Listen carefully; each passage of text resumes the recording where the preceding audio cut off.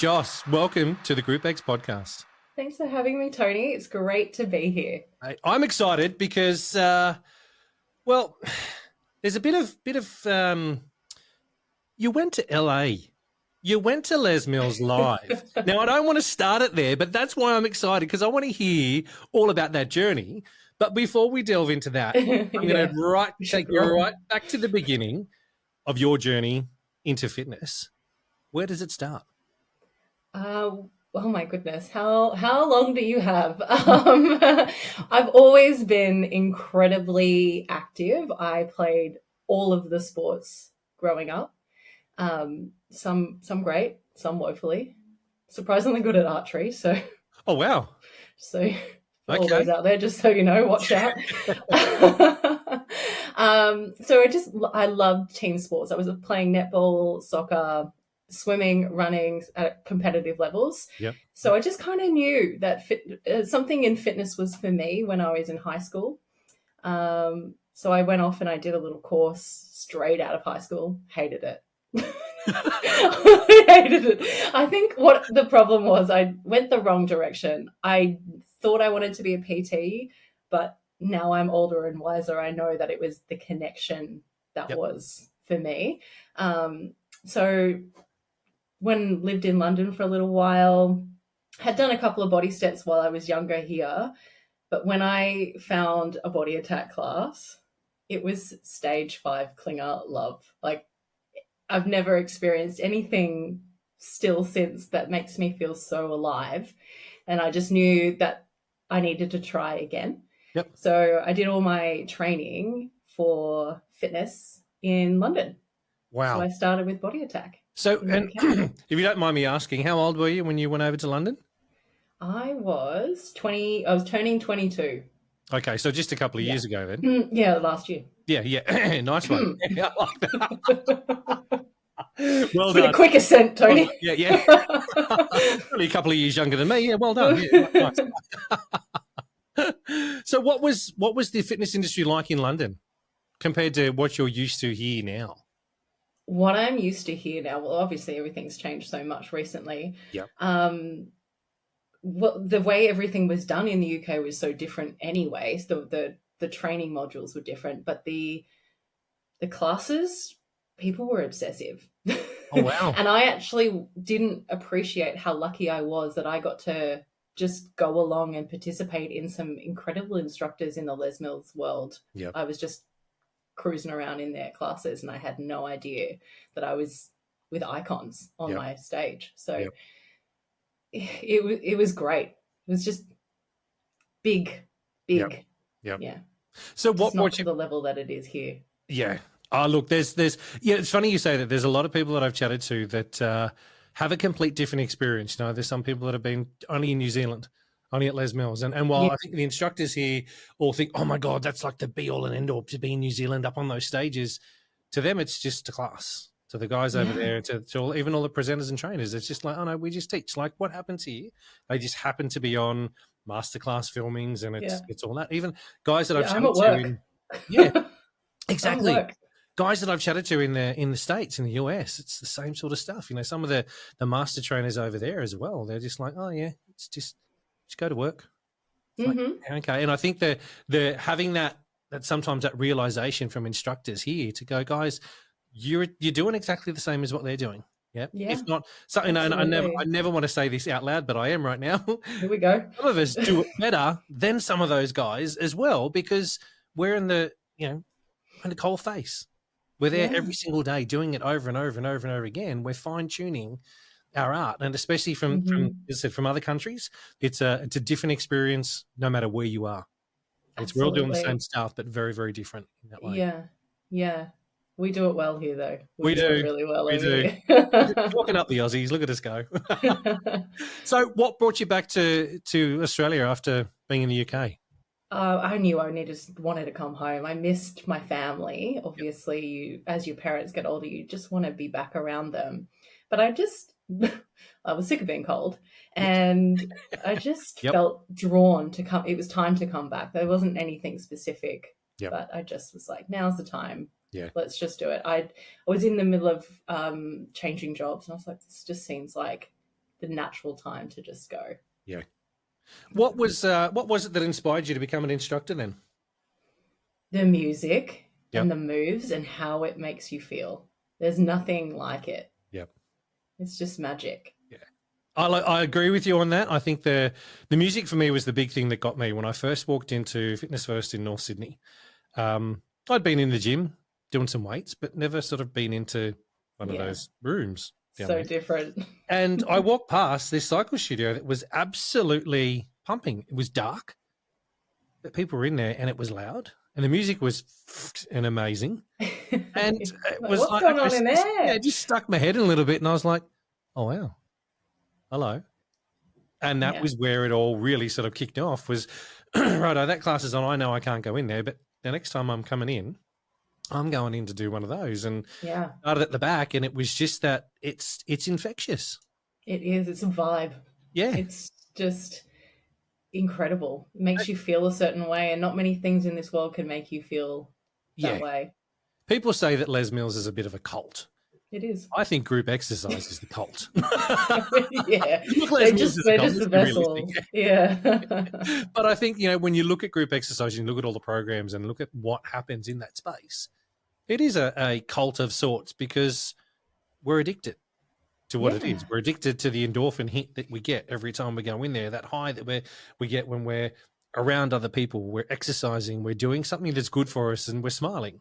We're enjoying ourselves. We walk out of there and we head off and do whatever else we've got to do. But the friendships that you make.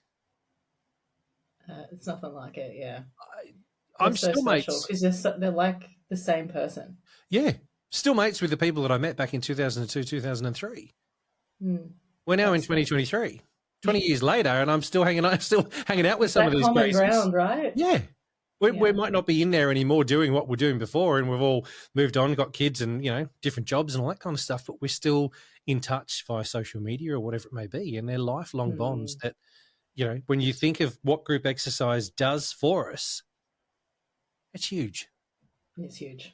It's changed my life incredibly. Yep. So if it can change one person's, it can change so many others. Yeah, yeah. And that's something that I think about every time I teach, every time. There was one question I should have asked you to start off with. What one word describes you? Energy. Brilliant. I like the fact that you said that so, I know what this is. Me. Yeah, I didn't have to think about it at all. When you say energy, though, give me a little bit more detail. Describe that for me. I'm just very energetic. I'm positive and bubbly, and I'll come into the room with that mentality of like, somebody needs picking up today, so I'm coming in here. And that does not just necessarily when I'm teaching. It's I like to bring that positive energy and fun to everyone that I experience throughout my day. But it just comes naturally to me. Like, I'm hyperactive. So tell me, does Joss ever have a bad day? Oh yeah, all the time. You like they're like the rest of us. You have bad days, but when you walk into a GROUPEX studio, it just disappears. Yeah. Oh, absolutely. I wouldn't say I have bad days. I have bad moments. I think that there is always good to be found in a day. Yeah. Not every day is going to be good, but there is good in that day. Yep. And I think about that when I teach. So when I walk in there, it's like, you might have I have a 9 to 5, a corporate career. So I might have had a frustrating day or a bad commute to the class, but it's time to switch on because there's somebody in that room that might be going through something far worse than me. And they don't want to hear my negativity. They don't want to, they don't give a shit that I got caught in traffic. Like, fucking shut up, Joss. Do your job. This is the GROUPEX podcast. Look, I like that. I remember moments of in my career going back many years ago, where instructors would come in and just unload all of their bad juju all over the place, and members in class just going, "Would you shut the fuck up? I don't want to hear what's going on in your life. You're not here. This is not a counselling session for you as my instructor." No, because energy is infectious. You come in there with negativity, they're going to leave with it. Yeah. That's not what they came there for. Well, I hope not. Now that's a different style of group exercise. I wonder how that would go. That's not normally maybe down in the boxing studio, perhaps. Yes. Yeah. No. Cool. That's it. I like hearing that kind of stuff because it's more and more instructors, I believe, these days, we're coming in with energy, we're coming in with passion, we're coming in because we really enjoy it. Yeah. Mm-hmm. We're not in this industry because I've got to do something. Yeah. Yeah. I need to make some money. Got to do that. That's You're making money doing what we do, Tony. Oh, hell no. Well, back in the day, when some of the crazy ones were teaching 30-something classes a week, we were making money, but that was stupidity, back then. And I think, as you said just right from the beginning, when you started out, you thought PT was the avenue you wanted to go down. Yeah. I think there's so many instructors that do the same sort of thing. They start off thinking, oh, cool, PT, it's glamorous, I'm a personal trainer. Yeah, I'm going to have all these clients. I'm going to make a hell of a lot of money. I'm going to look good all the time. Sure. Yeah. I'll do that too. Yeah. For those not watching us, we're flicking our hair and Tony's got better hair than me. I've got it into ponytails tonight. Can you see? Yeah. No, but I remember starting out as a PT thinking, I'm going to make all this money. Now, you've got to find clients. You can't just sit back and wait for someone to come to you. I remember one of the first things I learned was you've got to be in sales. Yeah. That's not for me. Oh. You have to be able to sell yourself and sell what you're offering to anyone that's out there. Now, yes, I was lucky enough at Fitness First that we had all those PT triple packs. And I was lucky that I, managed to convert probably 90% of them, if not more.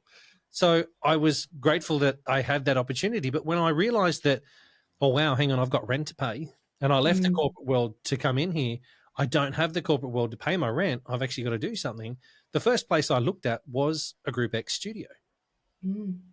Because it's a great place to pick up additional clients. I can't tell you how many times I'm asked because people trust you. They really, because they get to know you as a person there. Yep. I wouldn't know what PT to trust off the gym floor or looking at a book. Apart from being a bloke, and it was the easiest way to meet girls as well. Well, hello, look at them all over there. Well, I'm going to go in there and, hey, Rach, you remember how I met you? Anyway, we won't go down that path right now. Is that how you two met? In a roundabout way. We all want to know. Look, this isn't an interview on Tony. This is an interview on Josh, right? Let's get back on track now. So I would like to tell me which programs you're trained in. I'm trained in body attack, body step, and body pump. The big three. Now, you shouldn't have a favourite. Which is your favourite? Oh, I can tell you quickly. Go on. Attack. Yeah. Why? Oh, hang on. The energy? Hold on. Energy. No, it's the structure and it's the lifting of weights that you... Oh, hang on, Tony. No. I am strong, grounded, and controlled. No, I worry about that when I teach. I feel for Jacko, our head coach. She is not in the essence of pump. What's new in fitness? The Australian fitness industry news and commercial gym equipment suppliers website designed to provide fitness industry professionals with knowledge and information to make better informed business decisions. So Josh, you attack, pump and step, the three programs that you're trained in. Attack being your most favourite. Yeah, absolutely. Because of your energy and because of your the way you are, as a human. How did the opportunity come up for you to be part of the Les Mills presenter team? Last September, I can tell you exactly where I was. Got an email saying that there were auditions to try out. There was spaces on the team in New South Wales. Yep. And I was like, it's go time. When I had moved back from the UK, they actually had just done the last intake. And I'm a very strong believer in everything happens for a reason. Yeah. And I missed out on that opportunity because I was transitioning from LM UK to LMAP and I hadn't fully completed my advanced training because in the UK they do it differently. Yep. And I missed out on that. But the likes of Corolla, House, Maddie Kay, they were all there. And Diana, Cass, I think, was there. Like so many of my teammates were there. So maybe it just wasn't the right time for me. Yep. But I knew that this was my time. Last September, I just knew I'd worked hard. I knew that I had a good chance at how hard I had worked over the last couple of years, done lots of advanced training. So I filmed my class. I did a couple of tracks and I chose the one I thought I did the best in. Yep. And that also other people wouldn't have done. So I wanted to stand out. Yeah. Yep. So I chose an agility track. And then I got a great email saying that, hey, we want you to come and we want you to do an in-person. I was like, oh, jeez. Okay. Excellent. Sure. Yeah, no pressure whatsoever. Yeah. Yep. Yeah. So turned up shitting myself. Yep. It's like so nervous. Like I said, I felt confident in everything that I could do, but I didn't know who I was against. Yep. And there was quite a lot of people there. There was quite a lot of people there for pump. There were about 5 people there for attack, and I was there solely for attack. Yep. And we also didn't know how many people they were looking for. And there were some people that had been to boot camps prior too. So it was a very intimidating environment, but also a very, very nurturing environment. We all got along so well. I knew one other person and made some wonderful friends while I was there. So it was really actually a great weekend. Whereabouts was it? Macquarie Uni, downstairs in the terrible little yoga studio. So Yep. we were all trying to do our very best in a very weird studio for what we were trying to do. Yeah. Yep. Challenging even more so. Yeah. Puts you through your paces, I suppose. Yeah. Yeah. So what happened next? Then I got invited to boot camp. Yep. So I was very lucky to be one of 3 attackers. All the pumpers got through. And maybe 2 weeks, 10 days before boot camp, I got asked to also try out for body pump. So, oh, wow. But I still had to go through the entire process. I just didn't have to do the in-person presentation. I just got asked to re-film myself teaching 3 tracks and send them off to be assessed and see if that I stood up to where the other pumpers in the process were. Yep. And thankfully I got the thumbs up. So I went to boot camp and I was the only one there for 2 programs. So I found it challenging. Yeah, I did, because bless them, Amanda and Jacko were going, go over your track. And I'm like, but I've got 2 tracks. Which one do I pick? Just as long as you weren't doing body attack moves to a pump track. Yeah, not that bad yet. Good. No. Yeah. That's when dementia kicks in in life. Yeah. So the experience was all in all was a good experience for you. Oh, it was incredible. I've made some, like Kaio, who is also on the team with me. We both got through for attack. One of my best friends. Yep. And like I've said before, connections is everything for me. So having such a positive experience going through it, and even Jacko and Amanda commented that the way that we all interacted together was so incredible. We were just there to build each other up and support each other through what is a very vulnerable time. So it was a really lovely weekend. Yeah. Freezing, because if you've ever been to Mac Uni, you know it is cold. Yes. And a bit of a rabbit warren from memory as well, from here, there, and everywhere. And so what happens after boot camp? Oh my goodness, what was it? Like 2-3 weeks almost of like I think it was probably like closer to 2. Just before Christmas, we found out that we'd made it through.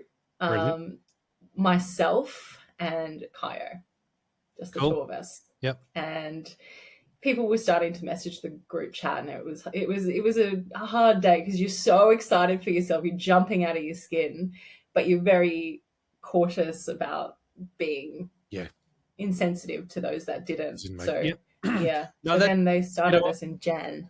There's something about that position, being in that position when you want to scream it from the rooftops. Yeah.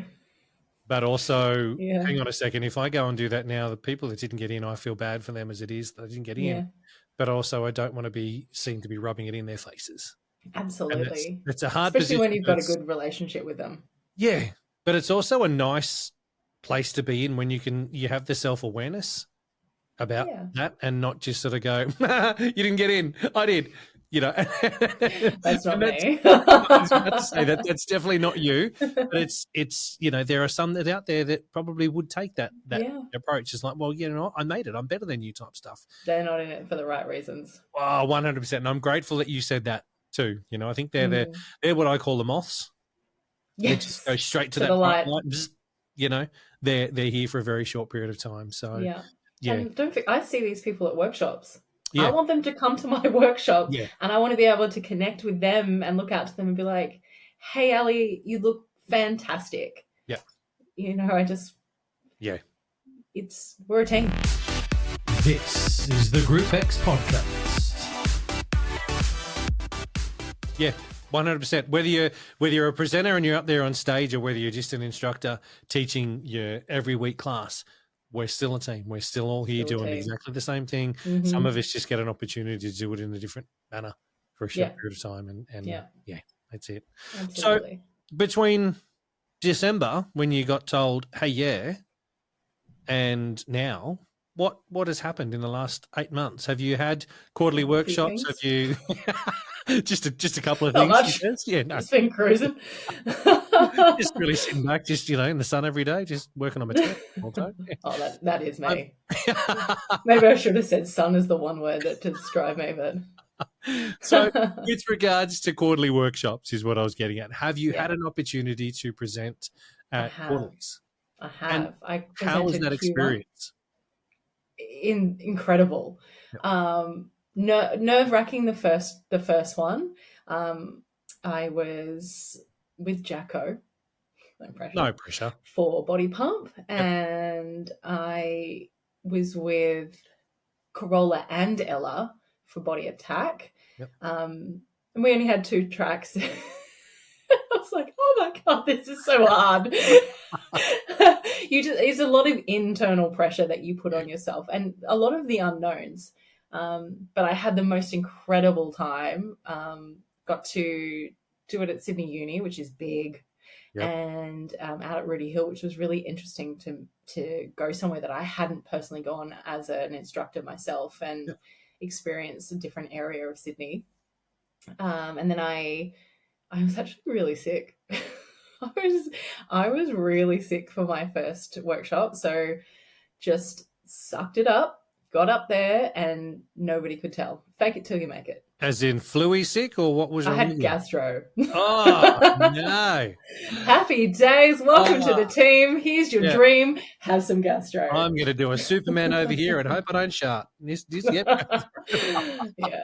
Wow. Not good. Oh, my goodness. Just a lack of energy. Yeah. Because I hadn't eaten in days. So the body attack on the second day, the Sunday, was a lot more challenging than the body pump on the first day. Yeah. Wow. For reasons. But you obviously got through it, and you didn't die. Here I am. Yeah. Yeah. Here to tell the story, she says. So that was quarter one. How did quarter two go? Where were you for quarter two? I got to travel for quarter two. I was shocked. I got asked to go up to Brisbane and then go up to the sunny coast, and I presented with Tio and Bill, and I was just two legends and so different as well. Yeah. So just getting to have less pressure on you as well. I found the home crowd not to be as much pressure.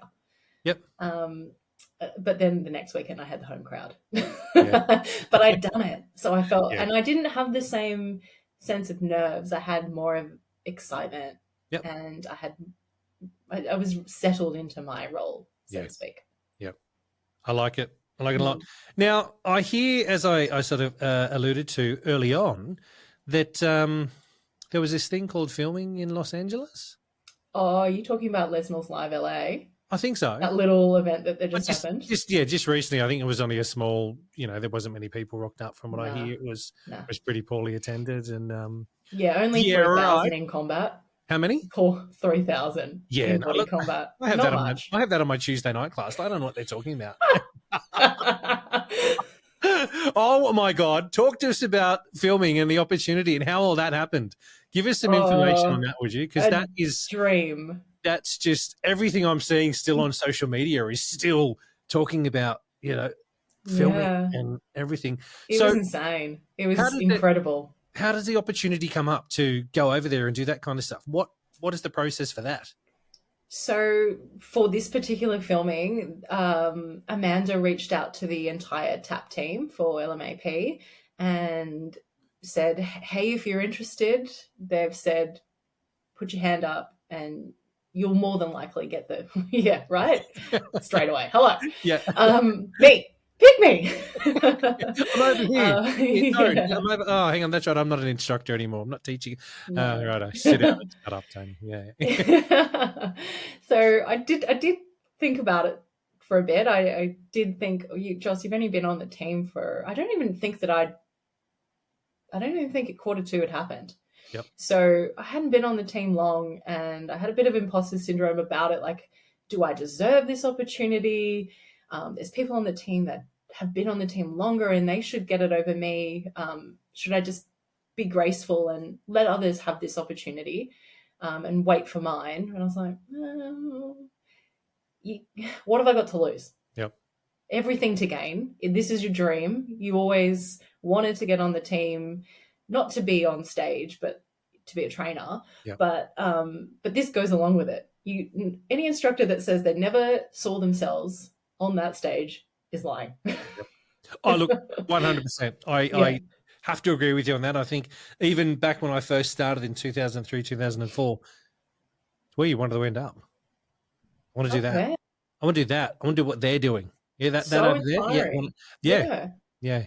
And that's, well, we masterclasses have evolved a lot. Yes. But there's nothing more inspiring than being up there and inspiring other instructors and changing the way that they coach, perhaps, by just being you and inspiring them to try something else, you know? Yep. So I put my hand up. We waited a long time. I think we waited a couple of months. Yeah. Thank you. You touched on imposter syndrome. Yeah. Let's talk about that for a second. Yep. It's one of those. I thought this was just an interview, not therapy. Look, it's everything and anything to everyone. If it helps somebody, let's do it. Yeah, and that's where I sort of get at with it. It's what we see is not what you see. Oh, absolutely. Yeah. Yep. It's all internal. Yeah, massively. Talk us through your experience with it though, and where do you think it came from?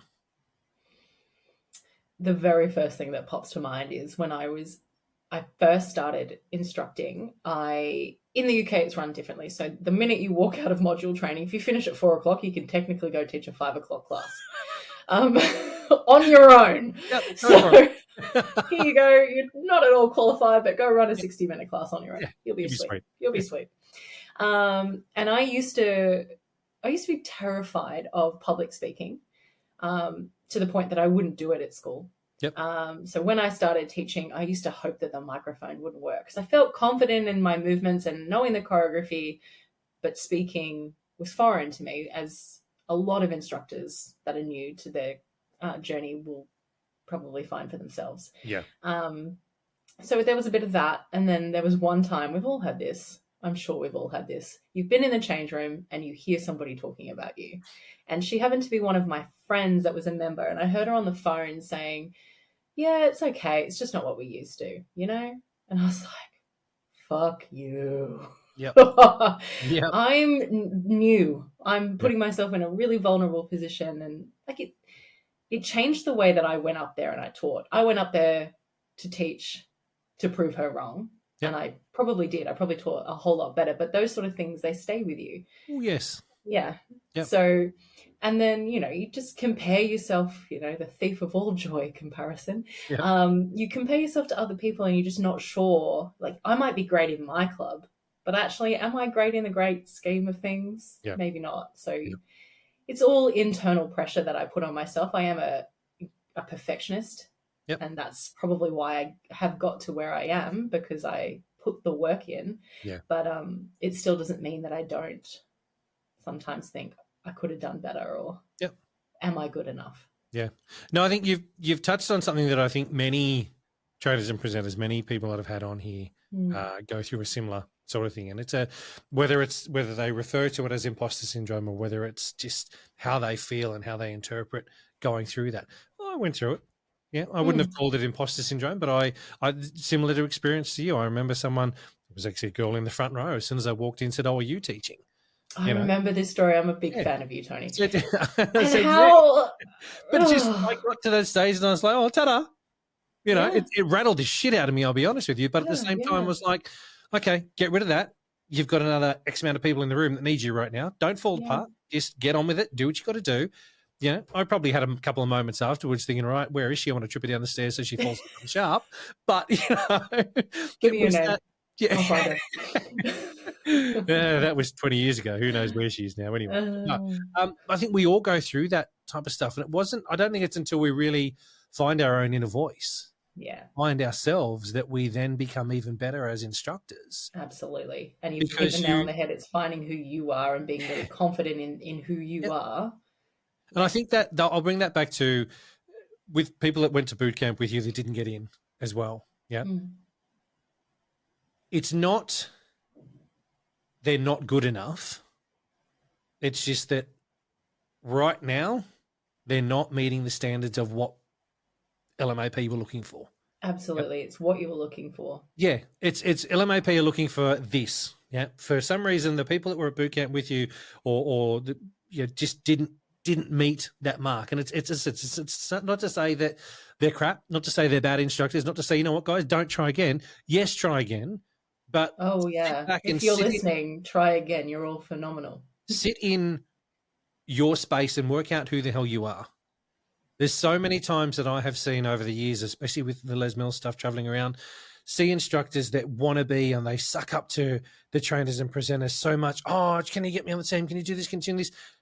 No, it's never going to work that way. What you need to do is actually become 100% you. And once you become 100% you and you put everything into practice, that's when you're going to start to shine. That's when people notice who you are, when you stop trying so goddamn hard.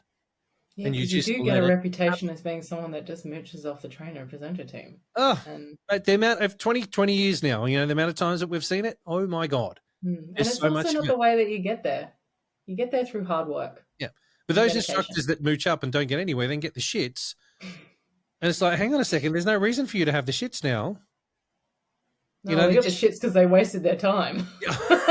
Well, they've wasted they think they've wasted their time, but to me, it's not. Guys, you haven't actually wasted your time. All you've done is you're just not in that place of being self-aware yet. Get there, watch what happens. Yeah. Don't need to suck up to management all the time to try and get somewhere. Just sit back, do your thing. That's when people start to notice who you are and what you're doing. Absolutely. So thank you for sharing that with us. I appreciate you being open and honest in relation to that, because sometimes it can be quite confronting to discuss when we're talking about negative experiences or things that we can improve on with ourselves. So you learn from every experience, though. It makes you stronger. This is the GROUPEX podcast. So let's get back over to LA. Sorry. Filming. How did we get so far away from the best time of my life to the worst time? How do you do this? Journey. So it's a bloody roller coaster. You had to do filming, yeah? You had to film a class? We did not. No. Hello, Adidas. You just sent off a headshot. Oh wow. Yeah. So it still made me go, oh my goodness, they don't even know how good I am or how bad I'm going to be, because they don't know my standard of teaching. Yeah. But what did happen was they gave everybody that had never filmed before the opportunity, bar the people that are on the development squad now. So everybody was in the same boat, turning up to first day of rehearsals in LA. We'd all never experienced what it's like to be on that stage, bar there was 3 in my body attack, but some might have only had 1. So rewind a little bit. How did you get chosen? I'd never filmed before. Okay, because you'd never filmed before, you got an opportunity to say, if you haven't been on filming, you can come on over here, pay your own way to get over here, pay for your own accommodation, what have you, and you can be part of. Yes. And that goes back to that cult piece. Not Yeah. many people, unless you're in a cult, are going to pay that amount of money to go live your dream. Holy crap. And I'm going to say it's not the Not that cheapest expensive. experience, is it? No, but it wasn't that bad.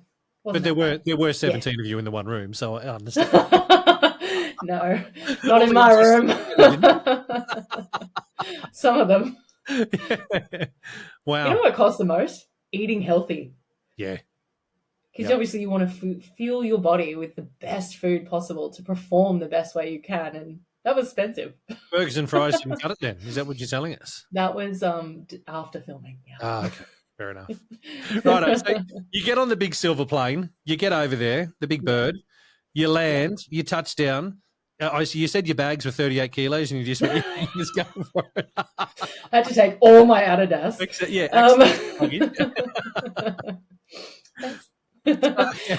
So you touch down, you get there. What's day one like? I was with Gina, who was presenting with me. So we got to know each other on the plane. And as soon as we landed, we were like, let's go see LA. So we actually just strolled around the streets. Not the safest of streets, but we strolled around the streets, had a little experience of downtown LA, and then thought, let's go back to the hotel. That seems safer. And we did. I've never been. What is LA like? It's polar opposites. There's a lot of money, and there is some really poor, sad areas. And you don't, like, I'm from the northern beaches of Sydney. I don't see that on a regular basis. So it is eye-opening, and it is sad to see people on the side of the street sleeping there and, you know, having, like, they're clearly doing substances that have changed their life. And that's really hard, especially when you're there for a fitness event. Health and well-being being the top of your mindset and seeing how poorly those people have been affected. So that was eye-opening. It just happened to be that we were in downtown. But then you go 20 minutes in an Uber and you're in Beverly Hills, and there's a Lamborghini and then a Porsche and then a Barbie pink Ferrari, and you're like, geez, these people are living. Okay. Cool. So polar opposites. I think we're lucky that we don't see that here in Australia. I don't think it's probably around, but it's not as in your face. No. So okay. So you rock up for day one. Talk us through that experience.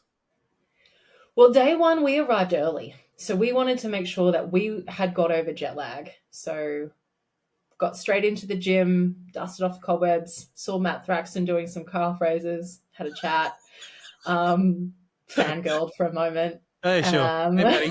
Hey, love you.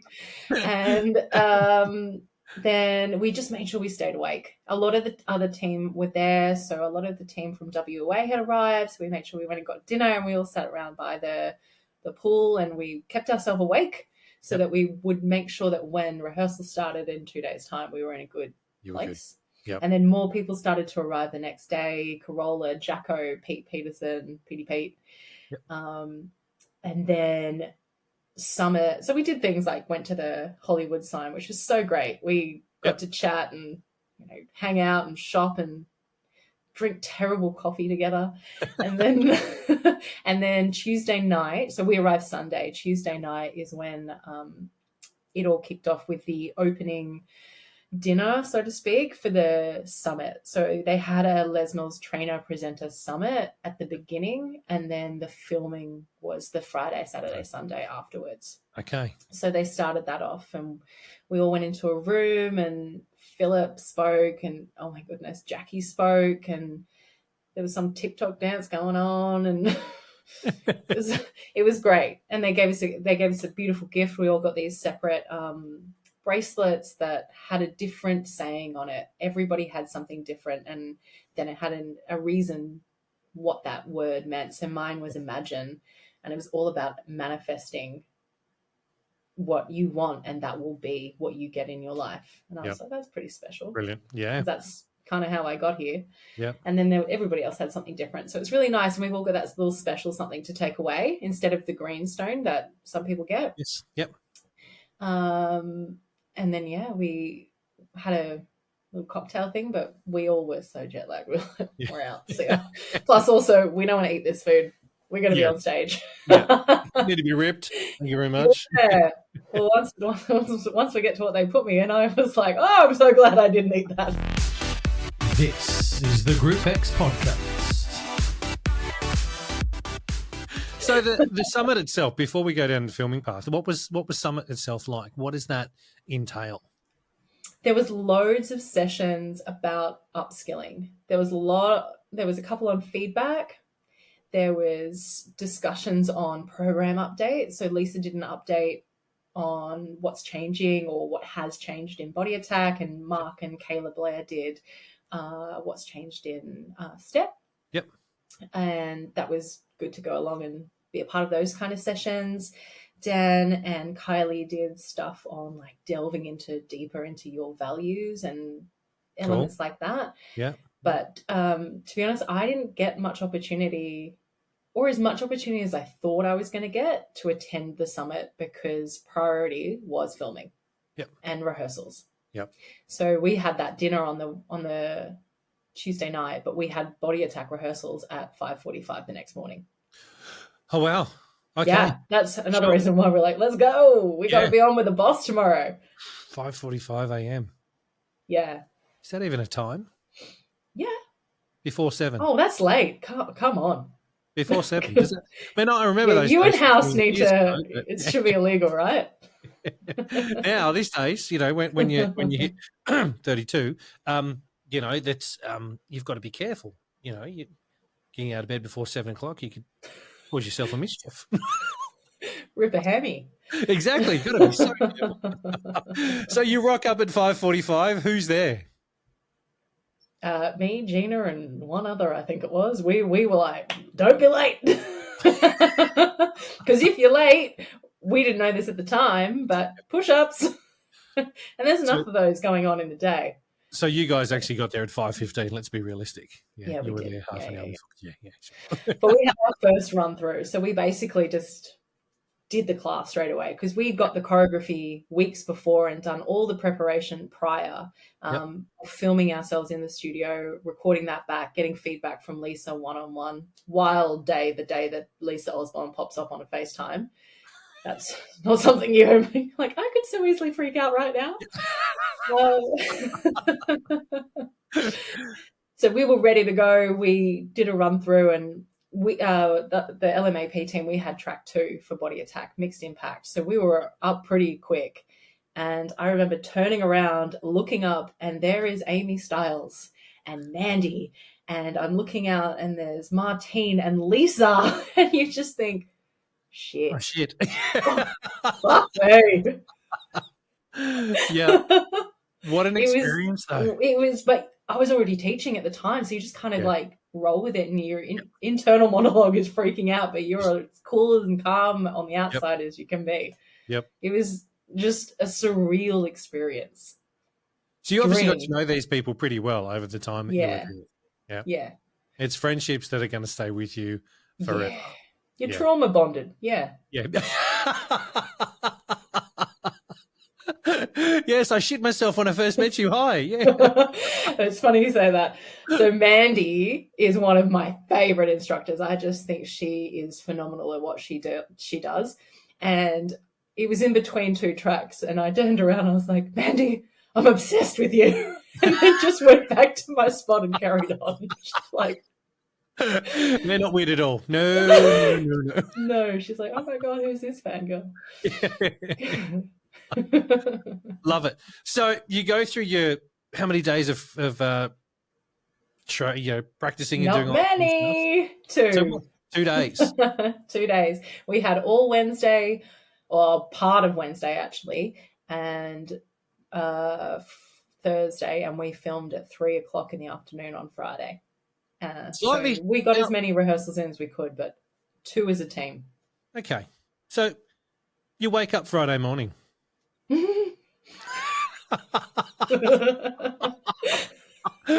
Oh, that giggle gives it away, doesn't it? No, we were ready. We were ready. You woke up. What was the first thing that went through your mind as soon as your eyes opened that morning? Oh, I said, holy shit, Gina, today's the day. How do you feel? Yep. And I think I was a bit more sentimental than that. I was like, can you believe today is the day? Like, we have dreamed about this. We've worked so hard for this. Can you believe it's today? Yep. Yeah. So you It get to was the day, weird. you get to 3 o'clock in the afternoon. Yeah. Your hair's done, your makeup's done, like mine here, my hair and my makeup, you know, ponytail's on and the makeup's all done. They hit play. It happened really quick, actually. That was something that kind of took me back. Yep. We stood around a lot waiting, and we ran on stage with this incredible hype song with our flags and whatever. And then the flag, like, they grabbed the flags and went, and then Lisa's like, let's go. Shit. Let's go. We're on. Yeah. And I was right behind Lisa because we were teaching the next track, ready to transition forwards. So I was like, look. And I don't think I was fully ready. Like, it just takes you by surprise. As many times as I rehearsed, and I was never missing that first option, I kind of went to go to that bounce, and because you're just in a blur. Yeah. It just, you need a minute. Give me a minute, Lisa. It's interesting you say it, because the amount of people that I've spoken to that have done filming, it's an out-of-body experience. It is. You are there, but you're not really there. You're there going through your motions. You do it all. You nail it. Oh, yeah. But you have that moment afterwards of going, that flew by. Yeah. How did I do that? Yeah. There's moments that are caught on camera, and I'm like, I don't remember that happening. Yeah. Yeah. The Saturday morning class that you teach, feels like it goes for 3 bloody hours. Well, it does, because I teach a triple. But but that filming experience that, is only an hour moment or whatever it is that you go through feels like a couple of minutes and you're done. Yeah. Well, this is something interesting about LA filming. We film in a different order. So when we actually were very blessed to have 2 tracks. So when we got to the core track, which was our second track, we'd only filmed 1, 2. There's a new format coming where there's 2 3s, the 2 5s, the 9, and then the 8 and 9, and then we were straight into core. So we still hadn't taught 3 of the tracks. So it kind of creeps up on you, and you're like, oh, wow, we're on again, because they need to reset for the floor in Body Attack. Yes. So we film everything up on the stage, and then they had to remove the rail that runs down the middle of the room to reset for the floor track so we can split the room. And that took about 40 minutes. What's new in fitness? The Australian fitness industry news and commercial gym equipment suppliers website designed to provide fitness industry professionals with knowledge and information to make better informed business decisions. So wow. We're just standing around, like, we had like big photos and stuff between, but then there was just a lot of standing. So you're on the mic? Yes. How did it go? Really well. You said everything right. I did. There was one thing that I messed up. People don't tell you about cotton mouth. So anyone about to film, your mouth gets real dry. Yep. And you just like constantly want to lick your lips. And we were all like, what's going on? And so the very last part of my core track, I couldn't get a word out. So they might edit it. It'll be really interesting to see what happens in the editing process, because I was meant to say embrace it and fight fatigue, or embrace the fatigue, or whatever I was planning on saying at the time. Yeah. And I just couldn't get that second word out. So it sounds like I just say embrace and then I go straight into fight fatigue. So we'll see what they say. But if missing one word is the worst thing that happened to me, I'm really, really proud of the performance that I was able to bring to the day. Yeah. You know, the funny thing is, you're the only person that will know that you. Yeah. Well, now everyone listening to the podcast. Well, the 2 people, my mum and my dad. It's just you and me. Like, Tone, who's that Joss? What did she say the wrong thing for? She's an idiot. No one, no one would know, no, that's the experience you have with it going, oh shit, I should have said this. But the end product, it doesn't matter. It No. really doesn't matter. No. In the big And it's the picture of same thing as everything with you- options. You get cropped. Just cropped you. You're not in the shot. Doesn't matter. No, I think the experience is what it's all about, not so much what you actually say or when you say it, but it's actually being there, part of filming, being part of something that's going to be around forever. Yeah. And You were hopefully there, inspires somebody else. The atmosphere, the energy, as you said, for your word, is just that no one can ever take it away from you. No one. They can't. No. It's something that I'd obviously dreamt about, and I'm so glad that I got the experience because it was everything I could have hoped for and more. Cool. So a couple of questions I want to throw at you. Hit me. Who are your fitness role models? Who are my fitness role models? Professional athletes like Michael Jordan, Kobe, people that just grind. They've got a vision and they don't deter from it. Yep. They are so inspiring. I like it. Yeah. So you've said a couple of names there of people that I don't see as fitness role models myself. And obviously I think that's the question that I ask it is for a unique perspective on everyone. Everyone answers that question differently. So I'm grateful that you've chosen those two you have. And I think that if you look at them, they align with the word that describes you. Energy.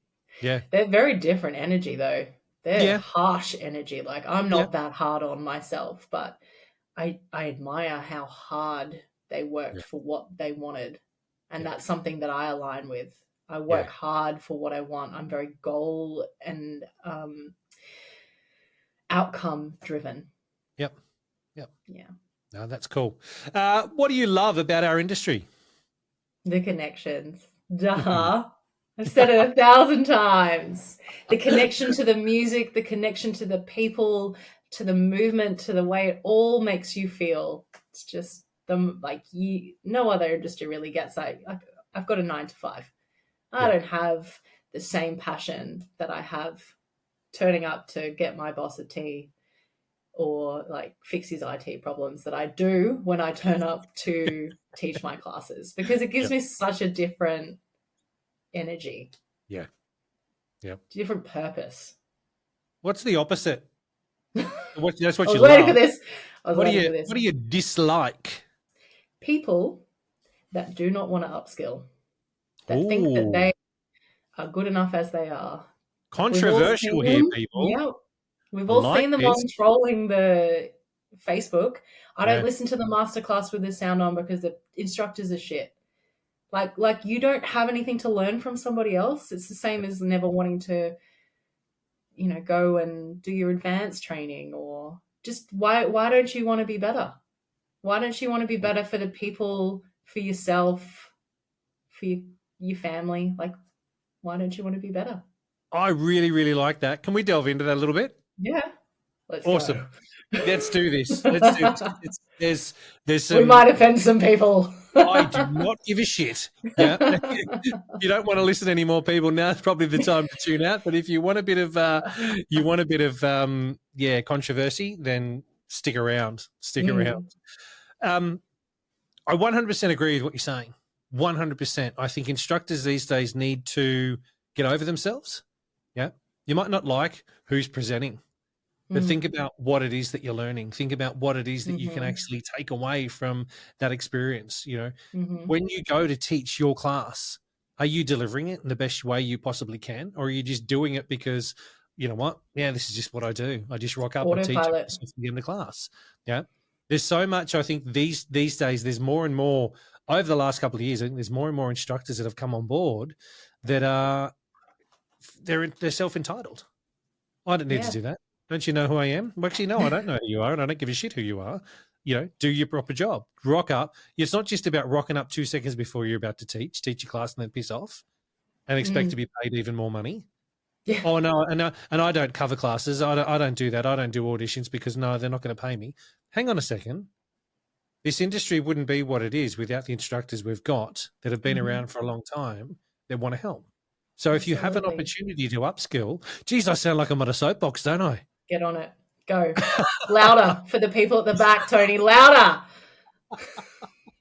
You've egged me on. You've set this up. I knew. I could see it in your eyes. I told you I'm a big fan. I knew what to say. Yeah.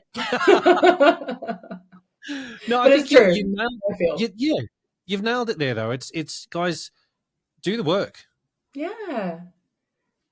It does come from a selfish point of view. Like, I do the work. So I have that standard of myself. Yeah. So it's hard not to, I try not to put my standard onto other people in everything that I do. But it does really bother me.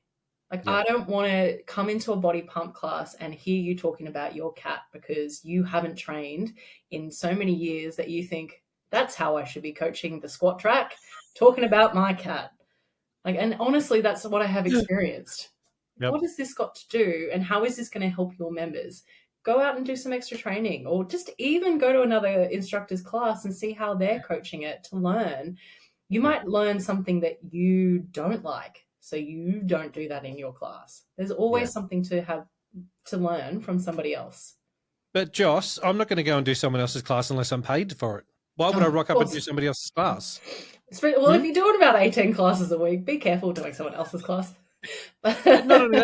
Why would I need to film myself, Joss? Why would I want to do that? I know I'm good. Just ask me and I'll tell you. I can see myself in the mirror. I can see exactly how I look. Exactly. Why would I? Yeah. They're also the things that I dislike about our industry. Right. Yeah. Yeah. So I could jump on that one for quite some time with you. We probably should, do that offline. I've lost the two listeners. The two people that do listen have just tuned out now and gone, no, Tony, we're not. That's it. Sorry, Mum and Dad. Yeah. Sorry. Let's get out. Yeah. But you can lead a horse to water, right? True. You can't make people do something they don't want to do. No. Look, they'll do it in their own time. In an ideal world, it would be fantastic if every instructor was like us. I mean, if every instructor was doing what they were meant to do. Yeah, rock up to quarterlies, learn, do your stuff, help other people, cover when you can, train up newbies, help new people that are new instructors coming through, mentor them without being paid. You don't need to be paid for that kind of stuff. I mean, Christ, have a look at most of this that are in the industry that have been around for 15 to 20 years. When we started, we had someone that tapped us on the shoulder and said, hey, do you think you might want to do this? I'll help you through this stuff. Yeah. You know, if we don't do that now, we're going to find over the next couple of years, we're going to have even less instructors around. Absolutely.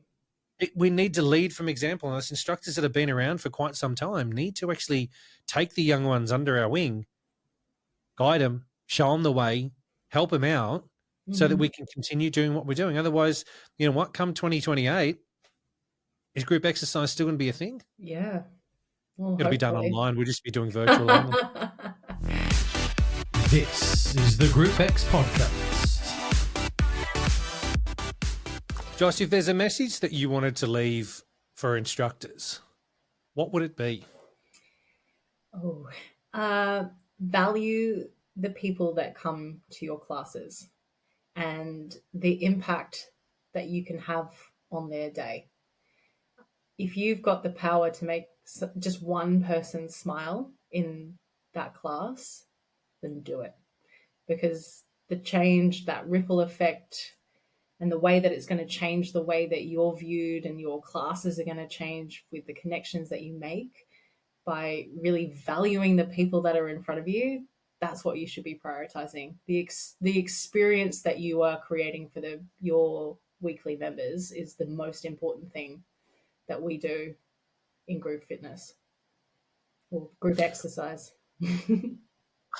Nice. Yeah. I was just about to say, wow, that went really serious all of a sudden. She's not serious. No, I really appreciate it though, because you hit it on the head with so much of what you just said then, that instructors, I will say to you, press stop, rewind about 30 seconds and go and listen to that again. Because that was, it's important. Thank you. It is. Yeah. Because you're important to them. Yeah. So they should be important to you. 100%. Yeah. Josh, thank you for coming on. Thank you for sharing Thank you for sharing your journey over to LA and all of the filming experience that you went through. And Thanks. We the didn't one even bird you touch flew the surface on the experience in LA. Just, on. it was just, Hey, there's a lot to it. I was about to say, and there's some things you need to sort of keep a little bit private. Some things that, you know what, can stay with you, that don't need to be shared for everyone. But those that you meet along your journey, I'm sure we'll be able to ask more questions and Yeah, share that with absolutely. you as we go. Can't wait to So, launch it in Q4 and be able to share even more stories about it with everybody once they see it, and once I've seen it. See if they edit out that word. love it, mate. But so thank you so much. Thank you. And yeah, we'll see you again soon. See you. Bye.